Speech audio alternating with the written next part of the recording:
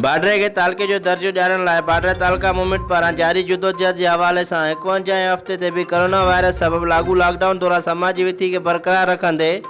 हर आचार जी इन आचार ते भी ज़ेब अली सारो ऐं कामरेड कादिर बिरोही की अगवानी में टाउन कमेटी ऑफिस वारो सख्त एहतजाज करे बाडरे शहर के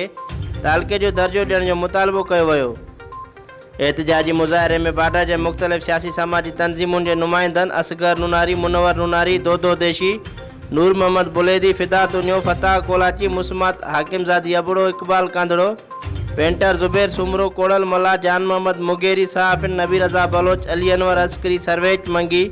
ताहिर नूर ईसबाणी ऐं ॿियनि शिरकत करे सख्त नारेबाज़ी कंदे मुतालबो कयो त बाडर तालके जो नोटिफिकेशन जारी कयो वञे। उन मौके ते मीडिया सां ॻाल्हाईंदे बाडर तालका मूवमेंट जे अॻुवाणनि जो चवणु हो त बाडर जा शहरी गुज़िरियल 11 महीननि खां शहर के तालके जो दर्जो ॾियारण लाइ सख़्त गर्मी तोड़े सर्दी या कोरोना वेबा जे हूंदे रोडनि ऐं रस्तनि ते एहतजाज करे रहिया आहिनि ऐं पंहिंजा जाइज़ हक़ घुरी रहिया आहिनि।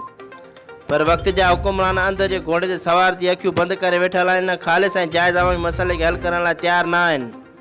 जॾहिं त गुज़िरियल इलेक्शन मुहिम जे दौरान उन्हनि हितां जे अवाम खां वोट उन बुनियाद ते वरितो त इक़्तिदार में अची बाडर के तालके जो दर्जो ज़रूरु ॾियारींदासीं। उन्हनि चयो त इक़्तिदार में अचण खां पोइ वज़ीर आला सैयद क़ाइम अली शाह ऐं वज़ीर आला सैयद मुराद अली शाह समेत पीपुल्स पार्टी अॻुवान मुख़्तलिफ़ अवामी जलसनि में बाडर के तालके करण जा ऐलान त करे चुका आहिनि, पर 12 साल गुज़री वञण जे बावजूद भी बाडर तालके जो नोटिफिकेशन जारी न कयो वियो आहे। बाडर तालका मूवमेंट पारां people's party chairman Bilawal Bhutto खां वठी मक़ामी सतह के पार्टी कारकुन ताईं यादाश्तनामो पेश कयो वियो आहे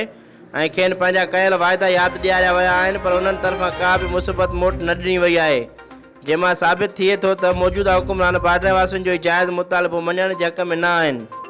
अॻुवाणनि जो चवणु हो त पीपुल्स पार्टी हुकुमरान ऐं पार्टी क़यादत पंहिंजे इन रोश खे यादि रखे आईंदा लाइ हितां जे अवाम मां